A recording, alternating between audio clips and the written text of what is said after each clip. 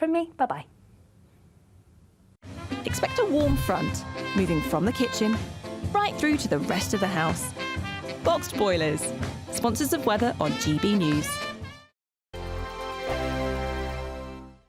You could be the next big winner on the road in this brand new Alnag Baron 560 motorhome, courtesy of Marquis Leisure. Imagine the fun you could have in this luxurious home from home worth over £67,000. We'll also give you £5,000 in tax-free cash to make your next getaway a great one. And it could be all yours. For another chance to win the lot, text WIN to 63225. One entry costs £2.50 plus one standard network rate message. Or text bonus to 63225. 5 entries cost £5 plus one standard network rate message. Go to gbnews.com/win. Entries start at £2.50. Call 0903 686 3232. Calls cost £2.50 plus your network access charge. Or post your name and number to GB13 PO Box 8690 Derby DE1 9TT. UK only. Entrance must be 18 or over. Lines close at 4 p.m. on the 6th of June. Please check the closing time if listening or watching on demand.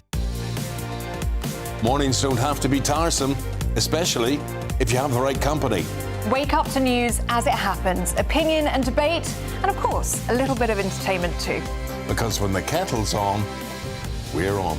That's Breakfast on GB News, a show worth waking up for. Every morning from 6 a.m. Only on the People's Channel, Britain's news channel. We'll spread the news, you spread the word. The royal family is an enduring symbol of tradition, unity and pride for Britain. At GB News, we celebrate what makes this country great. In our new royal newsletter series, you can join me, Cameron Walker, for Inside the Palace, an exclusive look every week that takes you beyond the gates and brings you the very latest from those at the heart of the monarchy. Never miss a royal moment again. Sign up now. Go to gbnews.com/royal newsletter and get the latest straight to your inbox. From the school run to the home run, watch a new show for all of Britain. So he can say whatever he wants. A straight-talking show where all voices are heard. And, you know, when are we going to stop talking about smashing the gangs and actually do it? With the stories that matter from every part of our country. There's a bit of a crash landing there for your Chancellor. Bold, fearless and standing up for you. That's me, Martin Daubney, 3 p.m. till 6 p.m, weekdays, here only on GB News. The People's Channel, Britain's news channel. Hi, I'm Michelle Dewberry, and my show is your opportunity to cut through all the noise and dive in headfirst to some robust debates. Ideas clash. Situation, No, Because the failure is... You're deliberately avoiding my point. Nothing's held back. And if you think this is the end of it, wait for more. And we do not shy away from the difficult stuff. Sometimes I want to shake people and say, if only you understood. So join me on Jubes & Co. weeknights at 6 p.m, only on GB News, Britain's news channel.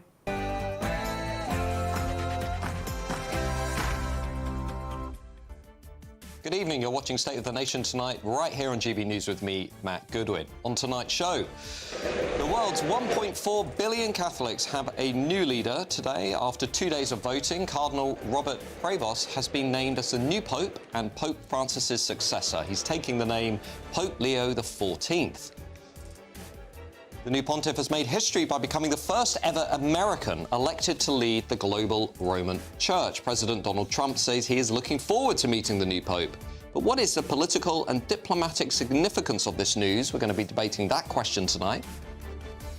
And a major US-UK trade deal has slashed car tariffs, which is great news for British brands like Aston Martin. But behind the headlines, is this really the win that it seems?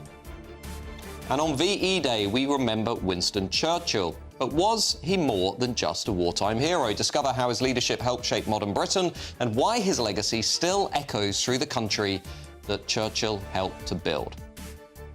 That State of the Nation on a historic day starts right now.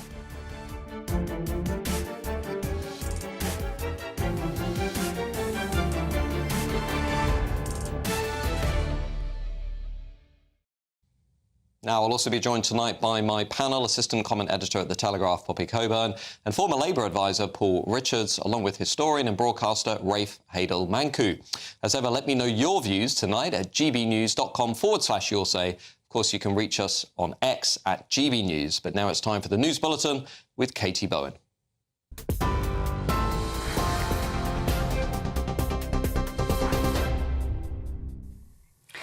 Thank you and good evening. It's 1 minute past 8. Your latest headlines from the GB newsroom. Robert Prevost has been elected as Pope Leo XIV, becoming the first North American leader of the Catholic Church.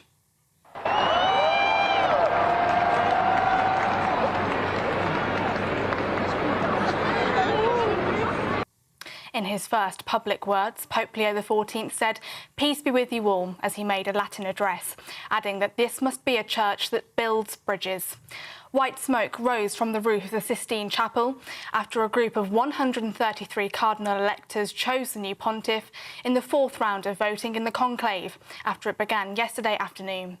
The 69-year-old from Chicago was only made Cardinal Bishop this year, with Vatican insiders describing him as the dark horse candidate who quietly rose to prominence days before the conclave. Reaction has been coming in from around the world, with US President Donald Trump saying he looks forward to meeting the first American Pope in what he has described will be a meaningful moment. Prime Minister Sir Keir Starmer has said that it is a deeply profound moment of joy for Catholics in the United Kingdom and around the world. We'll bring you more reaction here on GB News throughout the evening. Elsewhere, President Donald Trump has confirmed a first-of-its-kind trade deal between the US and the UK, with the president hailing it a historic day. During a phone call with Prime Minister Sir Keir Starmer, the US president said the final details will be written up in the coming weeks, but he explained that the deal will create an aluminium and steel trading zone and a pharmaceutical supply chain. The agreement is the first trade deal President Trump has struck in the wake of his global tariff war, and he added that there's no red tape. UK will reduce or eliminate numerous non-tariff barriers that unfairly discriminated against American products, but this is now turning out, I think, really to be a great deal for both countries, because it'll be really great for the UK also. So they're opening up the country. Their country is a little closed, and we appreciate that.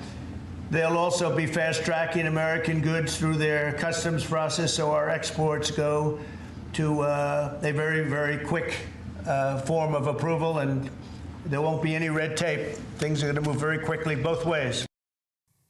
Well, speaking at a press conference after the announcement, the Prime Minister said that the landmark deal will save thousands of British jobs, as car export tariffs will be reduced from 27.5% to 10%. It is a deal that will protect British businesses and save thousands of jobs in Britain. Really important, skilled, well-paid jobs. It will remove tariffs on British steel and aluminium, reducing them to zero. It will provide vital assurances for our life sciences sector, so important to our economy, and grant unprecedented market access for British farmers without compromising our high standards. Well, more reaction to that trade deal and the role that Brexit played in an exclusive interview with Boris Johnson on Patrick Christie's tonight at 9 o'clock. Millions of lives lost, homes, cities and families destroyed, all remembered today for the 80th anniversary of Victory in Europe Day. Allied forces celebrate the surrender document signed in Berlin by the Nazis to mark the end of World War II. Westminster Abbey hosted the VE Day service this afternoon, with the King and Queen alongside other royals and politicians attending. A 2-minute national silence took place at midday today to commemorate the anniversary and to remember and thank those who fought for our freedom. Those are the latest GB News headlines for now. More from me shortly. For the very latest GB News direct to your smartphone, sign up to News Alerts by scanning the QR code or go to gbnews.com/alerts.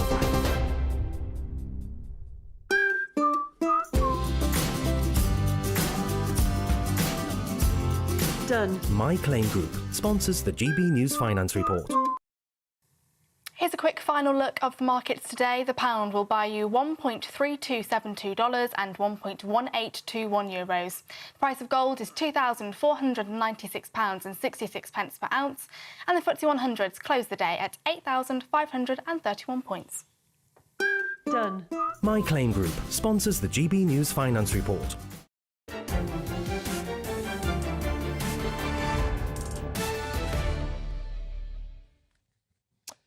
Welcome back to State of the Nation tonight with me, Matt Goodwin, right here on GB News. Now, historic news today. Cardinal Robert Prevost has been elected as Pope Leo XIV, making history as the first North American to lead the Catholic Church.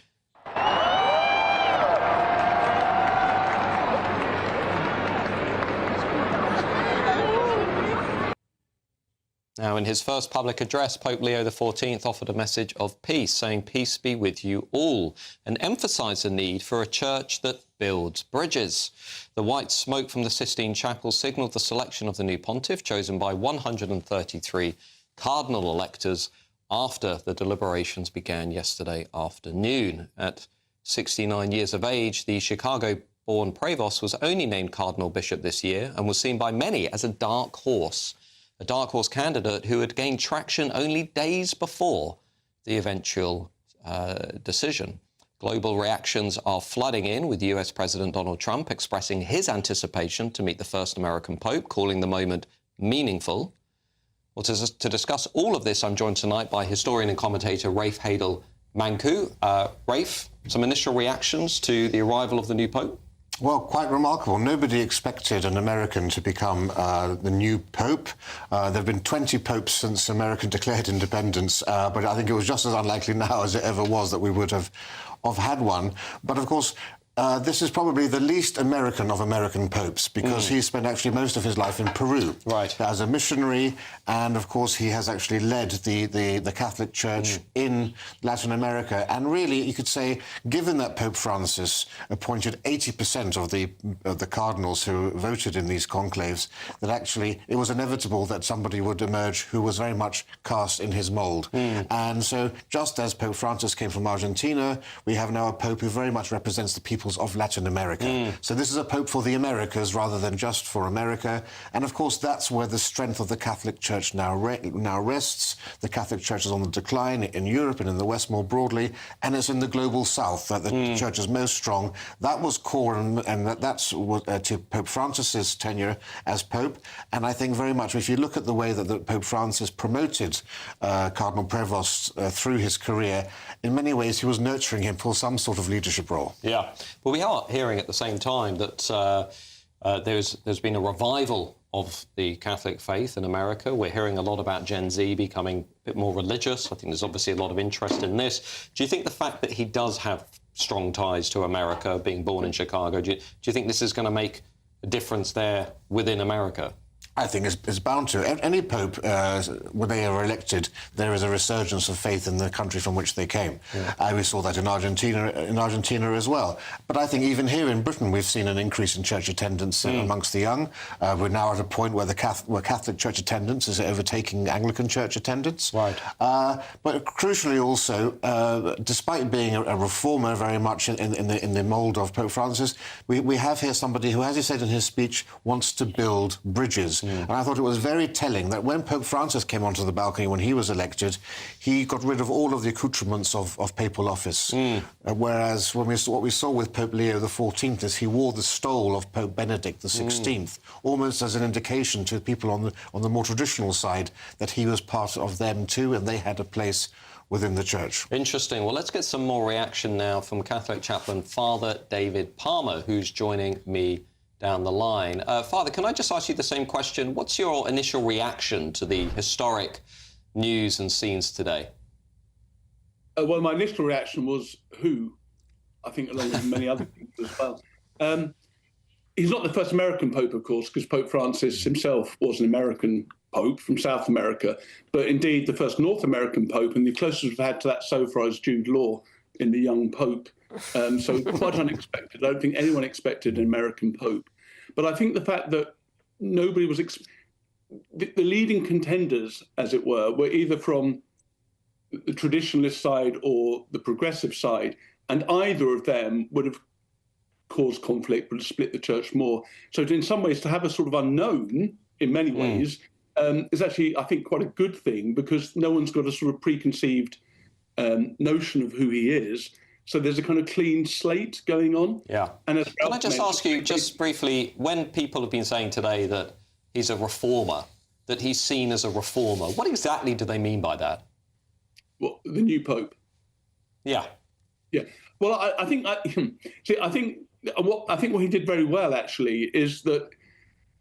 So some people were pushing for a kind of complete Pope Francis continuity candidate, which a lot of Catholics wouldn't want, particularly a lot of the young new Catholics, to be honest. But others didn't want the great traditionalist. What he has done rather well so far is that he came onto the balcony. He spoke of, Pope Francis. He spoke of building bridges, dialogue, all those sort of things that Francis was about. But at the same time, as Rafe mentioned, he weared the Mozzetta, he weared the stole, both of which Francis rejected at the beginning of his papacy. So he's kind of positioning himself as a pope to build bridges between both sides. He comes out, he wears the traditional, not just Pope Benedict, but this is the traditional papal garb for centuries, really, while at the same time talking of some of the sort of Francis things. So I think, he seems to be trying to bridge the divide in the church, and the church needs that at the moment because it's been quite divided under Francis, to be honest. Well, we were just talking about the revival in Catholicism, the revival of really Christianity more broadly in the West, particularly among younger people, especially in places like America. What do you think that the arrival of Pope Leo XIV will mean for that? Is he likely to galvanise public enthusiasm in the church? I mean, how do you see his impact on that part of this debate? Well, in some ways, it's too early to say because he's only been Pope for like 2 hours. But I think the kind of initial, a lot of the young people are coming back to the faith, into Catholicism in particular, which I've witnessed myself. They are seeking tradition. They're seeking. A lot of them are kind of looking for the roots of the West because they feel adrift at the moment in our society. And so a lot of people are saying, well, where did we come from? And they look back to the church, and particularly the Catholic Church, which really founded Western civilization. And so a lot are seeking that sort of that rootedness. And in some ways, Francis, for all his strengths, a lot of young people were a little bit ambivalent about the whole kind of political agenda he had, which was very kind of woke. So a pope that the fact that he's come out wearing his Mozzetta, speaking in Latin, I think is something that will be welcomed. And his views seem to be a kind of, there's a bit of a mixture. So on the environment and stuff, he seems to be very much in the board of Francis. On synodality, yes. But on other issues, he seems to be more sort of traditional. So it's too early to say for definite, but I think the first signs are at least hopeful, OK, well, thank you, Father David Palmer, for joining us this evening. I just want to turn back to historian and broadcaster Rafe Hadel-Mancu. Rafe, what's interesting here, you just heard that perhaps this the new Pope is seen as a sort of compromise candidate between the traditionalists, if you like, and the more sort of liberal wing, reformer wing. Why is that so important right now at this point in history? Why is it so important that you have somebody that can straddle both and actually, maybe traditionalists don't get a turn? Well, I think, quite frankly, because Pope Francis, for many traditionalists, alienated them from the church, and there was a need to bring both sides of the church together, more important than ever, particularly, of course, because there are parts of the world, in Africa and elsewhere, where, of course, the Catholic Church is more socially conservative. We see the same thing, of course, in the Anglican Church and the divisions there. So if you can have someone who's a centrist and moderate, I think that is a very sensible approach to take. And given, of course, how many of the cardinals were appointed by the last Pope, I think it was a bit too much of a stretch to think that you would get a proper traditionalist in the vein of Pope Benedict XVI. If you really want to understand what type of papacy you're going to have, you almost must look to the name that the Pope chooses. Pope Francis chose Francis because of the links to St. Francis of Assisi, who had a big influence over him. Pope Leo XIV has clearly been inspired by Pope Leo XIII, who was seen as a great social justice champion, somebody who in his famous 1891 encyclical Rerum Novarum spoke about workers' rights, spoke about improving working conditions for people, and was really regarded by many people as being the social pope or the workers' pope. And I think you're going to see that element. So that's a side of socialism without touching on the, let's say, the more woke identity politics, but there's a clear social need that the Pope would want to address. Yeah, I think I was reading today that he's also spent a lot of time around the poor in Peru, and given that emphasis on social issues, economic issues, social justice, as you say, quite important that he's coming in at this point in time. You've got, still high inflation across much of the world, cost of living crisis. The agenda is very much about people being left behind, people being pushed out of the economy. Yeah, and I think that was also something we saw it with Pope Francis as well, and I think you probably may see here too, because of course he was a missionary. He loved living amongst the Peruvians so much that he took up Peruvian citizenship. And I think the message there, especially from Pope Leo XIII, possibly with him, is that the Church must be a radical, revolutionising force, championing the rights of the poor and the downtrodden. Yeah, well, fascinating. And there's a lot more to come, because we're going to be looking at the astonishing news of the first ever North American Pope in a lot more detail in just a couple of minutes. We're going to be getting reaction from the United States, and we're also going to have a look at what this means for America's place in the world, and of course under President Donald Trump. So I'm Matt Goodwin. This is State of the Nation on GB News. We'll see you in a couple of minutes.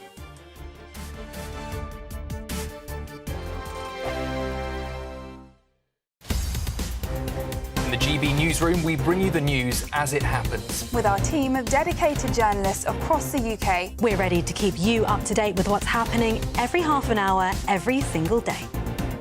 Bulletins here on GB News, the People's Channel, Britain's news channel.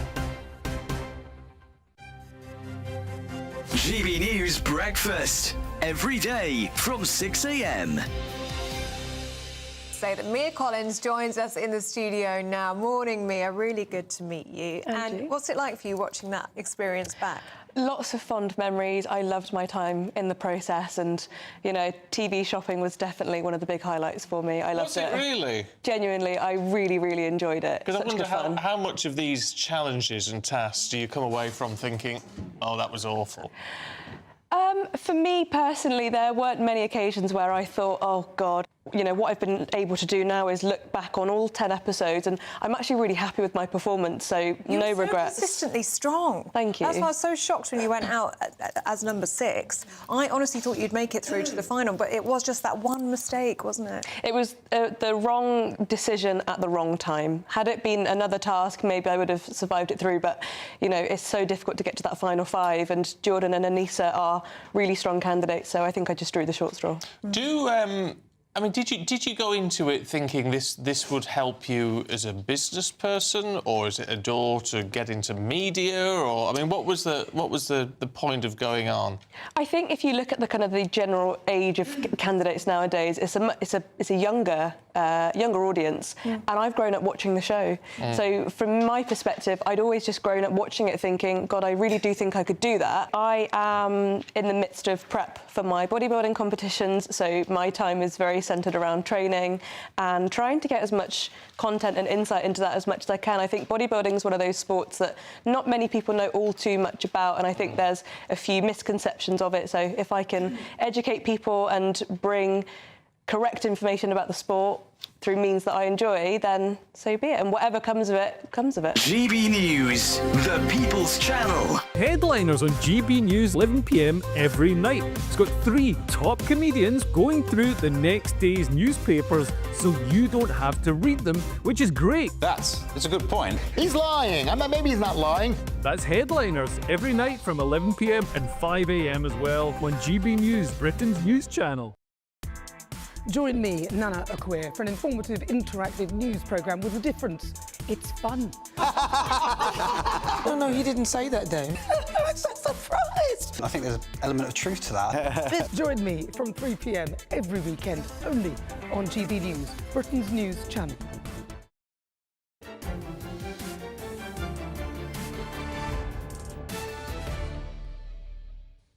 Welcome back to State of the Nation tonight on GB News with me, Matt Goodwin. What a historic day and a very busy day this has been. Cardinal Robert Prevost has made history. He's the first North American to be elected Pope, taking the name Pope Leo XIV. Born in Chicago, the 69-year-old was only appointed Cardinal Bishop this year, and many had seen him as the dark horse candidate who gained momentum in the final days leading up to the eventual emergence as Pope. Reactions are pouring in from the United States, with President Donald Trump expressing excitement over the election of the first American Pope, calling it a meaningful moment for the country.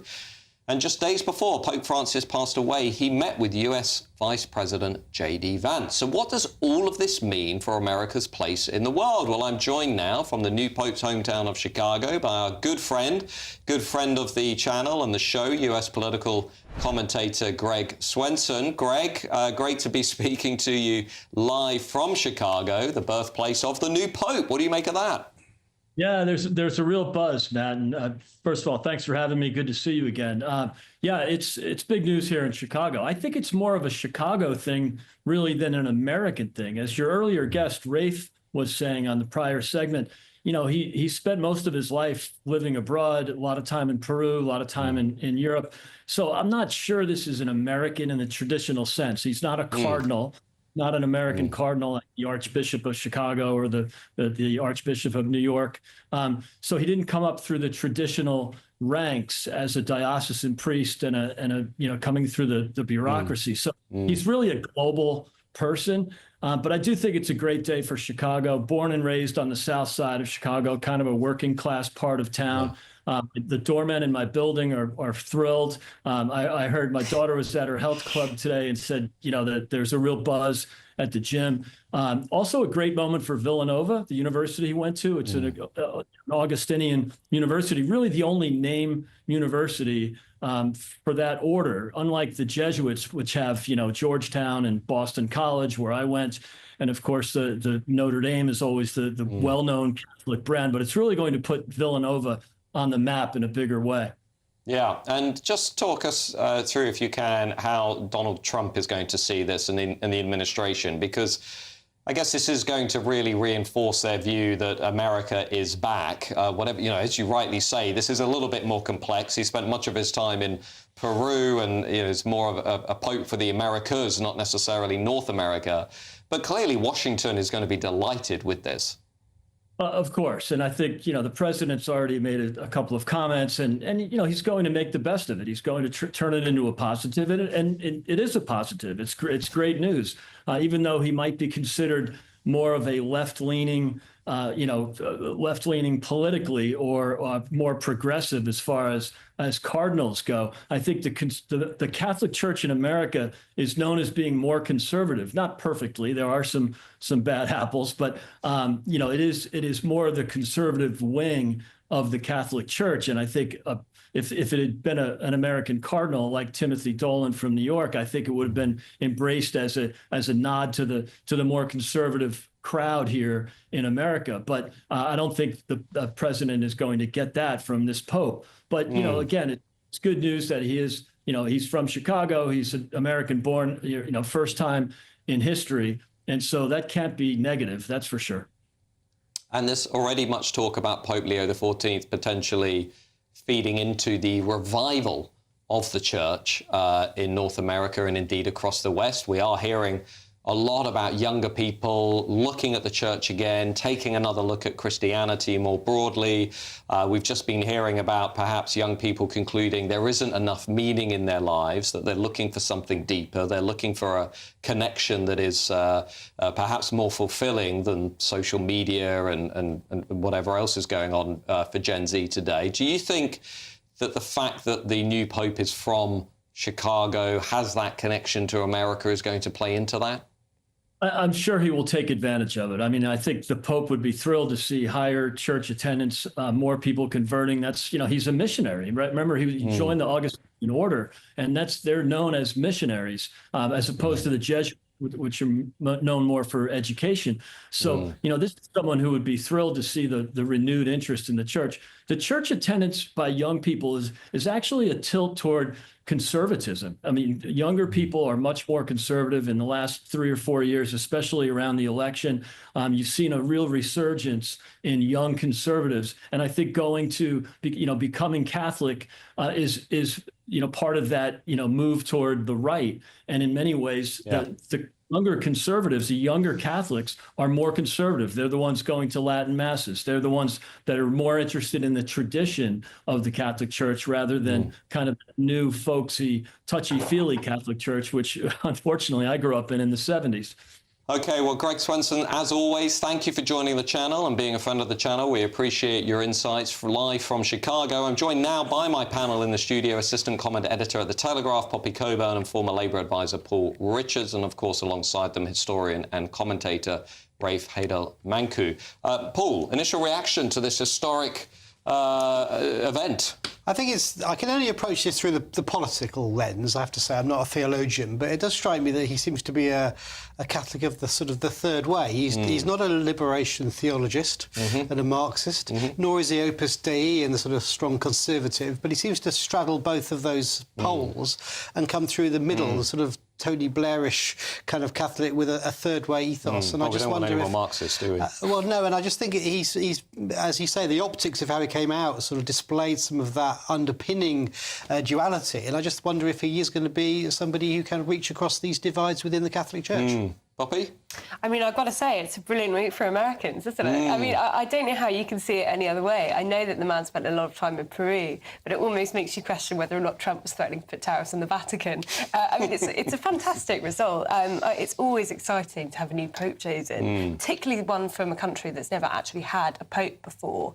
And I think kind of circling back slightly on the stuff about young people who are traditionally, strangely more conservative than people would think. You'd think young people equals more progressive. That's not actually the case. I hope with some of these issues like the Latin Mass, which was very controversial over what Pope Francis was doing, there's this middle way, as you say, that we can now tread, where Catholics from various political persuasions can actually come together and be united again. Yeah, I mean, do you think that there is something to this argument that among Gen Z, among young people, there is a search for meaning, for connection that maybe they're not getting on social media, or they're not getting through this more materialistic way of living? I think 100%. I mean, you cannot get a more kind of rooted sense of your tradition and history than the Catholic Church. I mean, it's literally the definition, capital T, of tradition. And I think you're completely right. People find materialism to be pretty empty. You know, it makes you quite depressed. There's just me, talking about yourself all the time. There's something very freeing, actually, about losing yourself in something that's much deeper and further beyond you. Can I just touch on that? Yeah, I was just going to bring you in, Ray, firstly on that, but also I was just going to ask you about some of the challenges that are going to be facing the new Pope moving forwards. Yeah, but first I just talk about his being American. It was very telling that he spoke in Italian and in Spanish, not in English, again suggesting he's more of a Pope for the global South. But there's been a convention for years, for decades, in the conclave that no American Pope should be elected because they thought as the global superpower, there would be too much of a concentration of power if there was an American Pope and an American president. So why now, of all times, have they chosen an American Pope? Now, this is the Pope who very recently rebuked the Trump administration when they quoted scripture in order to defend the policy of mass deportations and immigration. So we don't know what happened in the conclave, but I can't help think that this might be the third election that President Trump may have swayed. We had him acknowledge when he met with Prime Minister Carney in the White House that it was thanks to him that Carney was there. We've had Anthony Albanese return to power unexpectedly. People think the Trump factor had a play there. Could it be that the conclave broke their convention now in order to have a counterbalance to President Trump? He is absolutely no friend of Trump. Well, that's the what Trump I mean. Administration, and in fact, he was attacking J.D. Vance on social media as recently as February. So he's not somebody in the Trump mould at all. But just having said that, on the global stage, though, there is now quite a concentration, or it appears, of symbolic power in the US. I mean, he does add to that, not necessarily about Trump. I mean, I think he's about as American as I am, to be honest. I mean, he may have been born in Chicago, but non-American parents, I believe, but certainly spent all of his ministry in Peru. And as you say, didn't even speak English when he came out. So I think he's American, but in name only. Right. Well, coming up next, we're going to be shifting focus a little bit. We're going to be looking at that major US-UK trade deal, which is slashing car tariffs. Great news for British brands like Aston Martin, of course, James Bond. But behind the headlines, is this really the win that it seems? We're going to be talking about that trade deal in just a couple of minutes and getting our attention back to real politics. See you then.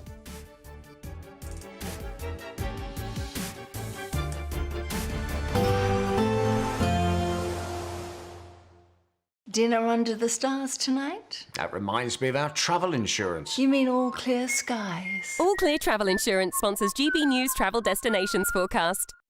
Whilst there's high pressure across the UK, bringing largely settled weather here, it's a different story over more southern parts of Europe. A fairly potent feature is pushing into parts of the Canary Islands towards Madeira as well, bringing some wet and windy weather as we go towards the weekend. Elsewhere, a fair few showery bursts of rain around. We've had some heavy thunderstorms affecting Italy. They've now pushed their way a little bit further southwards, could cause some further issues, turning a little bit drier for many as we go through the weekend.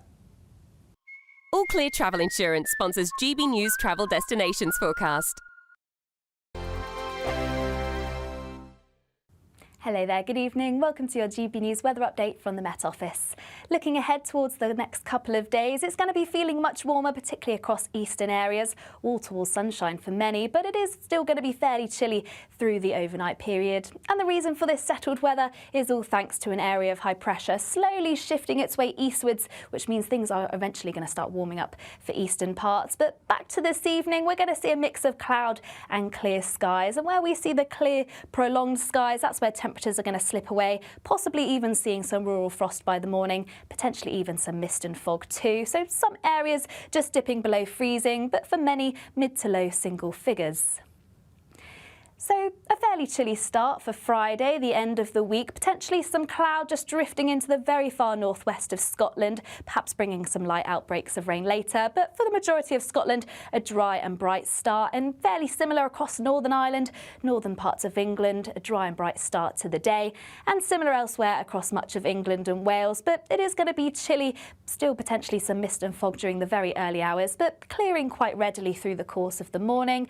And high pressure sticks around, so for many, we're going to see plenty of blue skies, particularly across central areas where they've had quite a cloudy afternoon this afternoon. And we could potentially see a fair bit of cloud just starting to creep into the very far northwest, some light outbreaks of rain later on into the afternoon. But for most, a dry, sunny day, feeling warm in the sunshine, highs of around 21 degrees Celsius. And you're particularly going to feel that in eastern areas where it's been quite chilly. Then for the start of the weekend, a fairly similar day. Lots of sunshine to come, but still a fair amount of cloud across the northwest with the chance of some light outbreaks of rain. And this theme pretty much continues for the rest of the weekend and into next week. Just need to keep an eye on Sunday. There is a chance we could see some thundery showers, but otherwise lots of warm sunshine to come. That's it from me. Bye-bye. Westminster, the ultimate clique. And you're fighting like rats in a sack. But here on the Camilla Tominey Show, we ask the questions the establishment media is too scared to ask. OK, let me ask you a straight question, because I know you're a straight-talking politician. Whether it's net zero, illegal immigration or law and order, nothing is off-limits. You had the power then. Yeah, as I and say, now you've lost it. That's the Camilla Tominey Show, a politics show that's fearless. But no, let me finish my question if you don't mind, because it is my show. Sundays at 9:30, only on GB News, the People's Channel, Britain's news channel. We're proud to be GB News, the People's Channel. And as you know, we always love to hear your views. Now, there's a new way of getting in touch with us at gbnews.com/your say. By commenting, you can be part of a live conversation and join our GB News community. You can even talk to me, Bev Turner, or any of the members of the GB News family.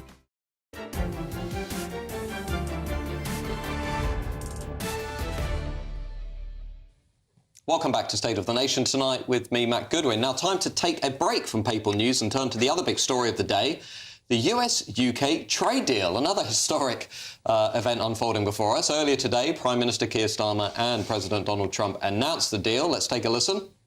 There won't be any red tape. Things are going to move very quickly both ways. The final details are being written up in the coming weeks. We'll have it all very conclusive, but the actual deal is a very conclusive one. Really important deal. This is going to boost trade between and across our countries. It's going to not only protect jobs but create jobs, opening market access.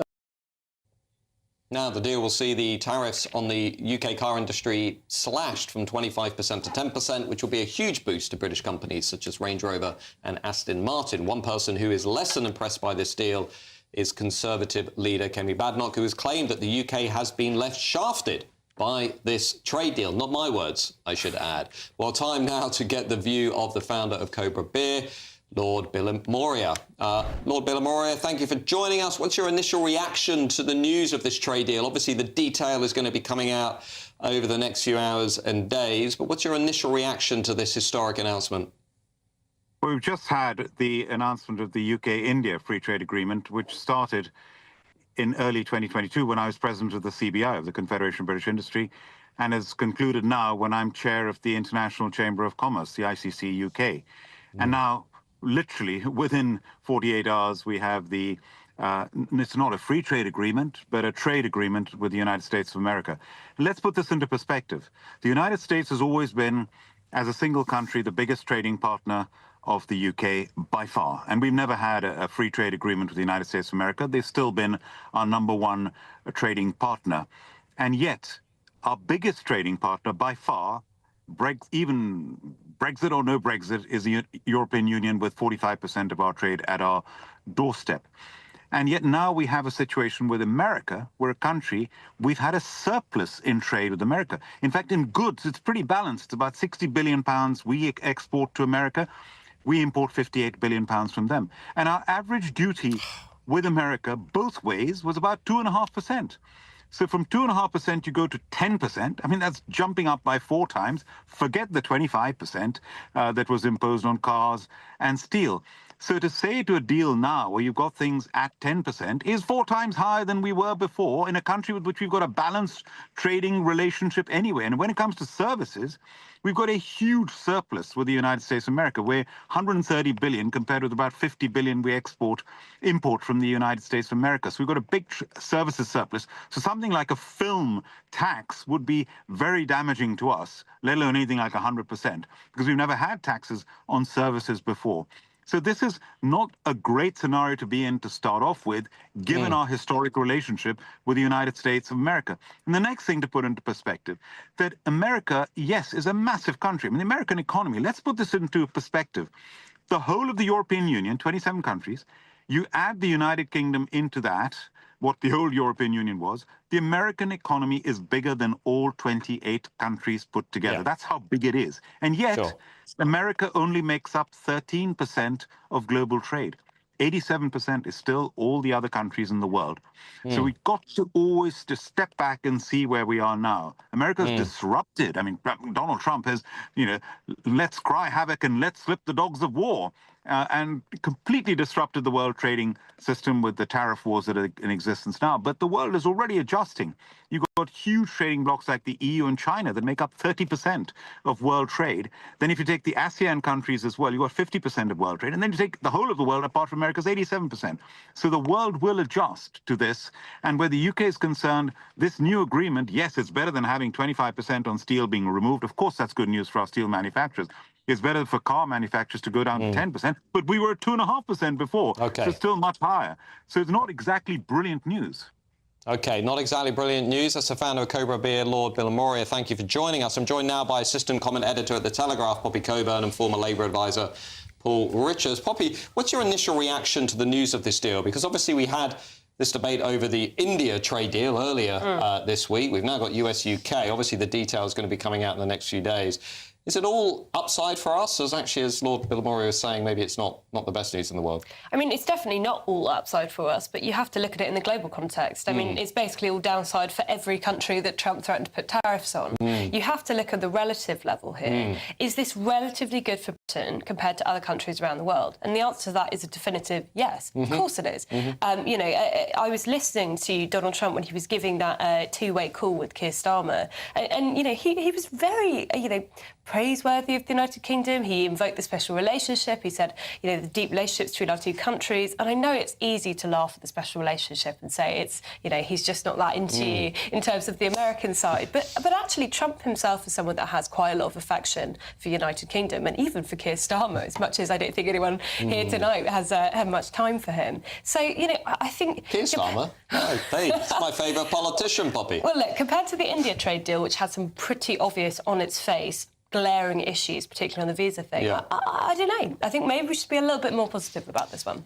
Paul? Well, I am a fan of Keir Starmer, actually, Poppy, and I think this... you're the one. And I am him, and I think this vindicates Starmer's strategy. You know, all those people saying, oh, stand up to Trump and do your Love Actually moment where you stand up against the bullies and all that. I think this vindicates that softly approach. I think Peter Mandelson has played a blinder behind the scenes, and I think this is the best possible deal we could have got, and I wish that Trump wasn't imposing tariffs on everyone and throwing global trade up in the air, but I think it's good for steel, I think it's good for cars, I think it's going to be good for consumers in the UK, and like Starmer says, it will create jobs. Yes, but there's a broader story unfolding here too, isn't there? A trade deal with India, trade deal with the US. Suddenly we seem to, for the first time since Brexit, actually be, yes, we rolled over some of those other trade deals previously, but we're going out there, we're forging deals that we wouldn't previously have been able to do when we were in the European Union. Well, I think, to be fair, I think that's right. It is the fact that we're not in the EU gives us this fleetness of foot. But I do think the Tories failed to do a trade deal, post-Brexit with America for years, and somehow Labour has managed to pull this out of the fire. So I think, Brexit is a factor, but I think actually our negotiation teams and our tactics and our strategy are now vindicated. I mean, I think Brexit's a massive factor here. And in the same way that Nixon was the only one who could have gone to China, weirdly, maybe Keir Starmer was the only one who could have done the final break with the EU. Because that's what it looks like to me. I think if you're a Ramona at this point in time, you must have your head in your hands and be going, are you joking? The man who wanted the second referendum has now signed 2 free trade deals, one with India and one with America. There's no going back now for the European Union. We've moved on. Welcome to global Britain. It's here. I mean, Starmer's reinvention has been pretty remarkable, hasn't it, compared to where he was in 2017, 2018, 2019, the kind of Corbyn supporting Labour frontbencher who wanted a second referendum on Brexit, who was sort of, flying to the winds. I don't really know who Keir Starmer really is, to be honest with you. Body double. I think he's been defined by events, though, because I think, the invasion of Ukraine, the rise of Putin, obviously Trump's election, the tariffs, he's had to react to these, and he has risen to this challenge on the global stage. Although we should add, the British public don't seem to be following him too this is strongly, given the opinion polls. They also feel very angry about how Starmer's managed a lot of other issues. Domestically, that's true, but on the European stage and beyond, rearmament and standing up to Putin is the right thing to do, and that's where he's found his métier. Well, we will keep watching Starmer's premiership very closely right here on this show. Coming up next, on VE Day, we remember the man himself, Winston Churchill, but was he more than just a wartime hero? Discover how his leadership helped shape modern Britain and why his legacy still echoes through the country that he helped to build. We're going to be talking about that in just 2 minutes. Do stay with us.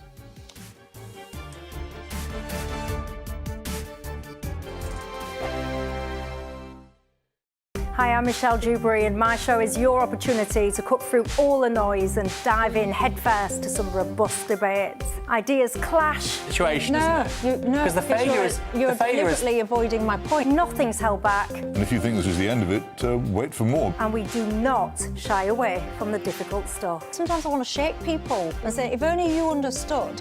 So join me on Jubes & Co. weeknights at 6 p.m, only on GB News, Britain's news channel. Good Afternoon Britain isn't just about us. The wonderful thing about this programme is it's about everyone watching. It's an interactive programme. Well, there absolutely is something to see here, and we're going to be talking about it more. Whether it's breaking royal news, please bring us up to date. Or indeed a particularly punchy speech in the House of Commons. Very, very curious. We bring it to you live, and then we bring you live reaction as well. That's Good Afternoon Britain, weekdays from midday. Only on GB News, the People's Channel, Britain's news channel. The royal family is an enduring symbol of tradition, unity and pride for Britain. At GB News, we celebrate what makes this country great. In our new Royal Newsletter series, you can join me, Cameron Walker, for Inside the Palace, an exclusive look every week that takes you beyond the gates and brings you the very latest from those at the heart of the monarchy. Never miss a royal moment again. Sign up now. Go to gbnews.com/royal newsletter and get the latest straight to your inbox.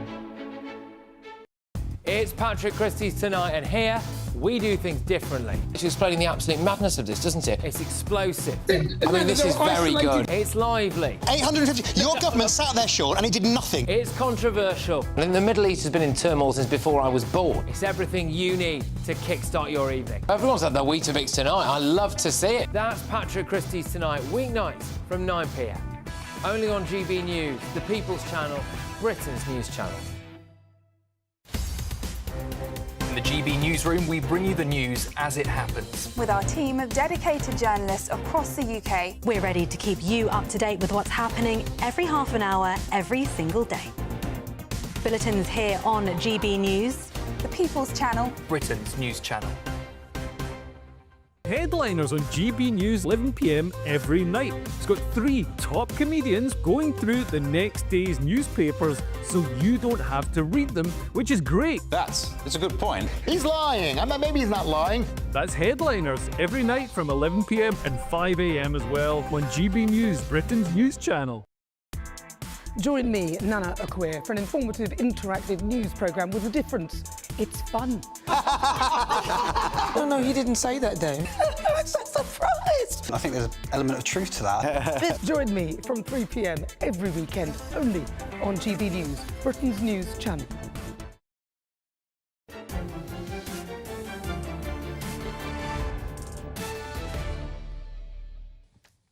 Welcome back to State of the Nation on GB News with me, Matt Goodwin.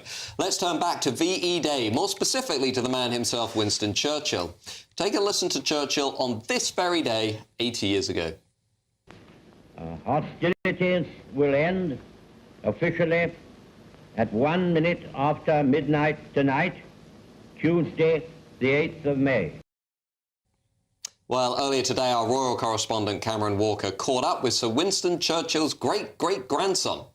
I mean, having your great-great-grandfather as Sir Winston Churchill. It makes me feel very proud, and I just feel very honoured that he is part of my family. And do you learn about the Second World War at school at all? Yes, yeah. And of course, you had lots of people watching you, didn't you? So what was that like? Were you nervous at all? Yeah, I was a bit nervous, but I pulled myself together and I did it. You did very well indeed. And of course, you're the next generation, aren't you? Is it important to remember the memories of people who were there during the Second World War? Yes, it's very important to give thanks to all of the veterans and everyone who served in the war. Wow, what an unbelievable scene there. What a great kid. We should put him in charge of the country. VE Day has brought up discussions about Churchill's legacy. Does his impact extend far beyond his leadership in the Second World War? And to what extent are we still living in the country that Winston Churchill built? Well, I'm joined now to discuss all of this by my panel, Assistant Comment Editor at The Telegraph, Poppy Coburn, and former Labour Party advisor Paul Richards, and of course historian and broadcaster Rafe Hadel-Manku. Now, Rafe, the Churchill legacy has obviously become a point of debate. We've had online this discussion over Winston Churchill's impact and his role in the Second World War, particularly in North America, where unfortunately we've seen many podcasters become historically illiterate over Winston Churchill, claiming in some bizarre way that he's the villain, when obviously everyone who knows history knows he is, of course, the hero. What is going on there? Well, unfortunately, what you've got now is something I call the post-truth right, where, again, as we've seen on the left as well, facts and the historical accuracy don't matter if it doesn't advance your grievance narrative that you have. And so, for understandable reasons, many people on the right feel dispossessed, feel alienated, have many grievances.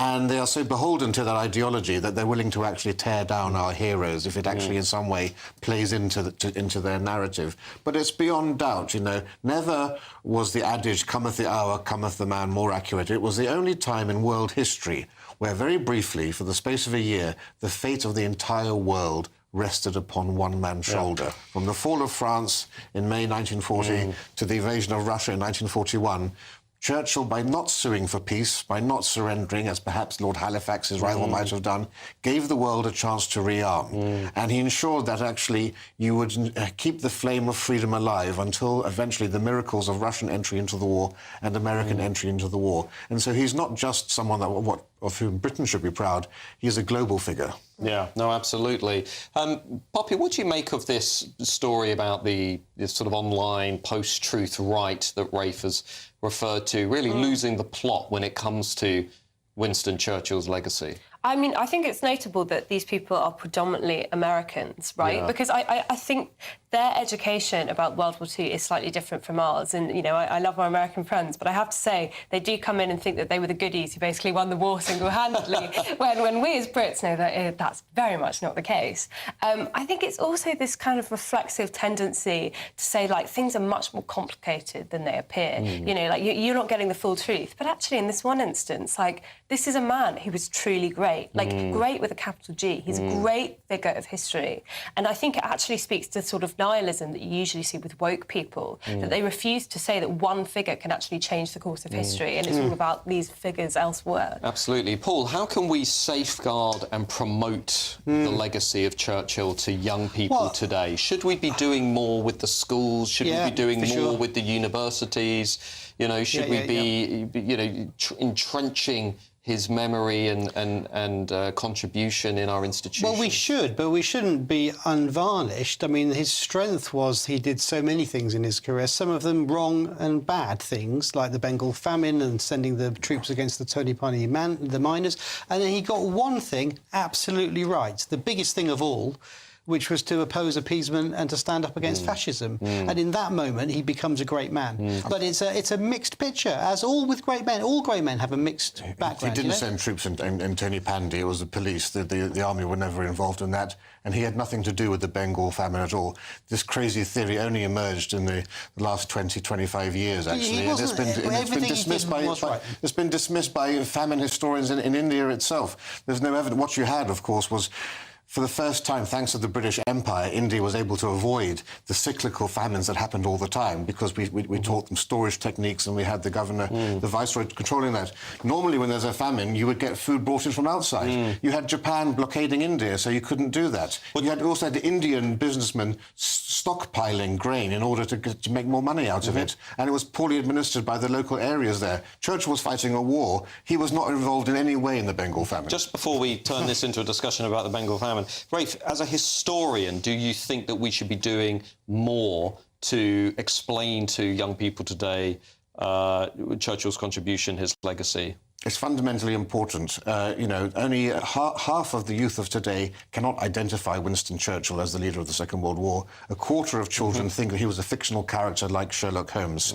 Or the nodding dog in the adverts. It's fundamental that we actually use our figures as great inspiration for the youth of today. That I certainly agree with you. I could not agree with you more strongly. Now, that is it from me in State of the Nation tonight. I will, of course, be with you tomorrow night at 8 p.m. But coming up next is Patrick Christis. Patrick, what have you got coming up?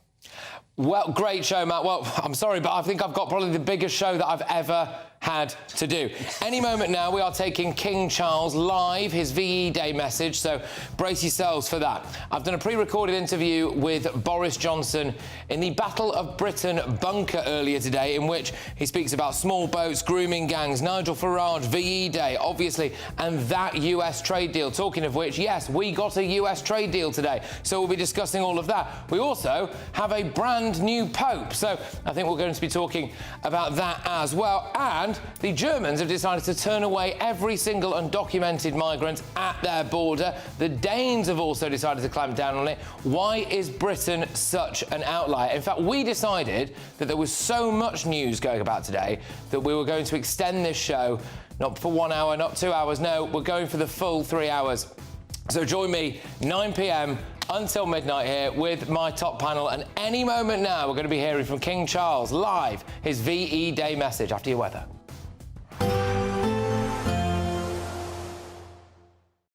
Expect a warm front, moving from the kitchen right through to the rest of the house. Boxed Boilers, sponsors of weather on GB News. Hello there, good evening. Welcome to your GB News weather update from the Met Office. Looking ahead towards the next couple of days, it's going to be feeling much warmer, particularly across eastern areas. Wall-to-wall sunshine for many, but it is still going to be fairly chilly through the overnight period. And the reason for this settled weather is all thanks to an area of high pressure slowly shifting its way eastwards, which means things are eventually going to start warming up for eastern parts. But back to this evening, we're going to see a mix of cloud and clear skies. And where we see the clear, prolonged skies, that's where temperatures are going to slip away, possibly even seeing some rural frost by the morning, potentially even some mist and fog too. So some areas just dipping below freezing, but for many, mid to low single figures. So, a fairly chilly start for Friday, the end of the week. Potentially some cloud just drifting into the very far northwest of Scotland, perhaps bringing some light outbreaks of rain later. But for the majority of Scotland, a dry and bright start, and fairly similar across Northern Ireland, northern parts of England, a dry and bright start to the day, and similar elsewhere across much of England and Wales. But it is going to be chilly, still potentially some mist and fog during the very early hours, but clearing quite readily through the course of the morning. And high pressure sticks around, so for many, we're going to see plenty of blue skies, particularly across central areas where they've had quite a cloudy afternoon this afternoon. And we could potentially see a fair bit of cloud just starting to creep into the very far northwest, some light outbreaks of rain later on into the afternoon. But for most, a dry, sunny day, feeling warm in the sunshine, highs of around 21 degrees Celsius. And you're particularly going to feel that in eastern areas where it's been quite chilly.